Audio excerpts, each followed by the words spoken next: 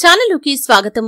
ఈ రోజు ఈ వీడియోలో మనం వృషభ రాశి వారి యొక్క జాతకం గురించి తెలుసుకుందాం। రానున్న 5 రోజుల్లో వృషభ రాశి వారికి భారీ ప్రమాదం పొంచి ఉంది। దయచేసి నా మాట విని ఇలా తప్పించుకోండి।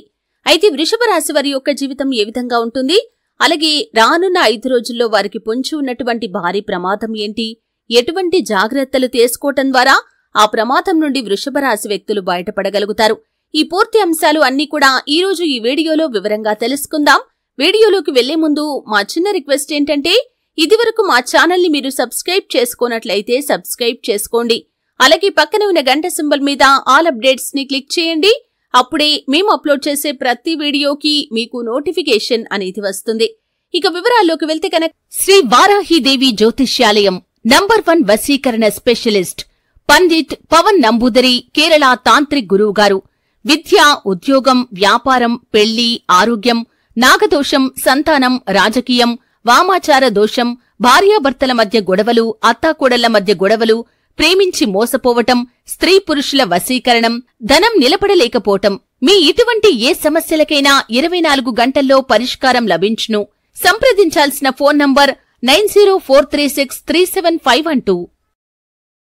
వృషభ రాశి అనేది రాశి చక్రంలో 2వ రాశి। కృత్తిక 2, 3, 4 పాదాలు, రోహిణి 1, 2, 3, 4 పాదాలు, మృగశిర 1, 2 పాదాల్లో జన్మించిన వ్యక్తులు వృషభ రాశిగా పరిగణించబడతారు। ఈ రాశికి అధిపతి శుక్రుడు।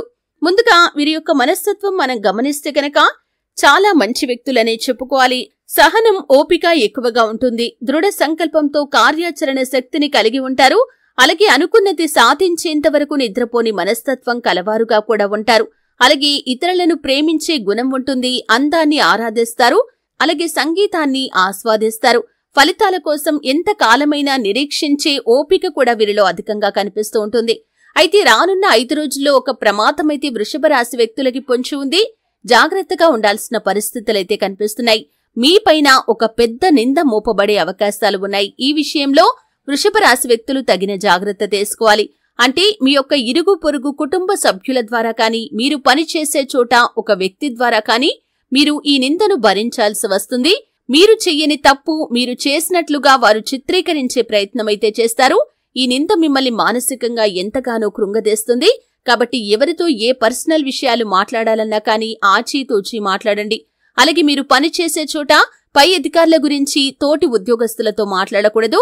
అది కూడా మీకు ఇటువంటి ప్రమాదాన్ని తెచ్చిపెడుతుంది, ఇటువంటి సమస్యను తెచ్చిపెడుతుంది। కాబట్టి ఈ విషయంలో వృషభ రాశి వారు చాలా జాగ్రత్తగా ఉండాలి। అలాగే ఒక్కరి గురించి మరొకరి దగ్గర అస్సలు చర్చించకూడదు। అనవసర వాదనలకు, అనవసర చర్చలకు ఎంత దూరంగా ఉంటే అంత ఉత్తమం।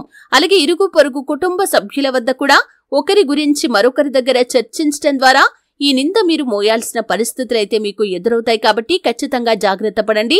ఎవరు ఎటువంటి వారో తెలుసుకొని వారితో మీరు బంధాన్ని కొనసాగించడం, స్నేహాన్ని కొనసాగించడం ఉత్తమం।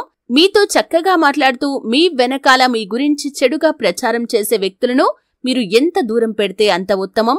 అలాగే మీకు పొంచి ఉన్నటువంటి ప్రమాదం నుండి మిమ్మల్ని కాపాడమని ఆ పరమశివుణ్ణి వేడుకోండి। వీలైతే కనుక శివుడికి జలాభిషేకమైనా సరే చేయించండి।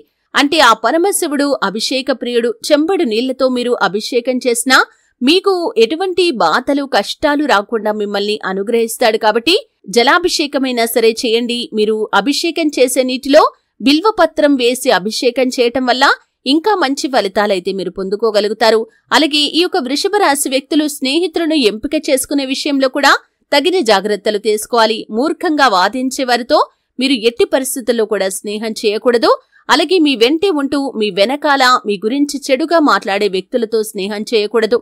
అలాగే ఒకరి గురించి అంటే బయటి వ్యక్తుల గురించి మీ దగ్గర చెడుగా చెప్తున్న వ్యక్తులతో కూడా మీరు ఎక్కువగా బంధాన్ని పెంచుకోకూడదు। ఎందుకంటే వారి గురించి మీ దగ్గర చెప్పినప్పుడు మీ గురించి కూడా వారి దగ్గర చెబుతారు అనే విషయాన్ని మీరు మర్చిపోకండి। ఇటువంటి జాగ్రత్తలు తీసుకుంటూ మీరు స్నేహితులను ఎంపిక చేసుకోవటం ఉత్తమం। అయితే వృషభ రాశివారు శివారాధనతో పాటు విష్ణు ఆరాధన చేయండి, హనుమాన్ చాలీసా పఠించండి। ఖచ్చితంగా మంచి ఫలితాలైతే మీరు సాధించగలుగుతారు। చూశారు కదండి, వీడియో నచ్చితే ఖచ్చితంగా లైక్ చేయండి। మరిన్ని మంచి వీడియోల కోసం ఇప్పుడే మా ఛానల్ ని సబ్స్క్రైబ్ చేసుకోండి।